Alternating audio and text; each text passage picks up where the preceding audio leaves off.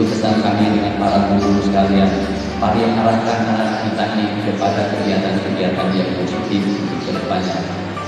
Kepala SD Negeri 38 dan Kepala RS Baitul Muin. Kepala SD Negeri 186.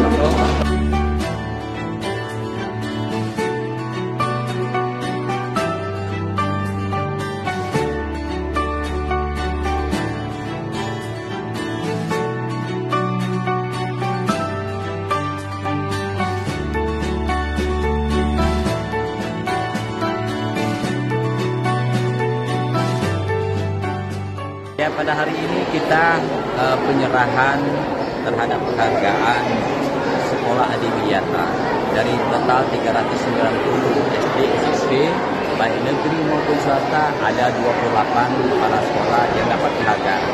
Ini merupakan penghargaan terhadap perhatian khusus terhadap lingkungan yang ada di sekitar sekolah di masing-masing.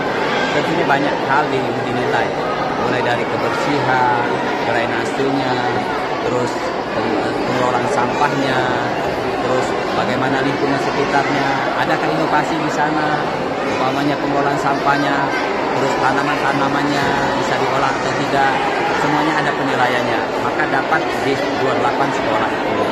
Mudah-mudahan kedepannya ini bisa ada inovasi-inovasi baru dari masing-masing sekolahan yang digagas oleh Dinas Lingkungan Hidup Kota Palembang.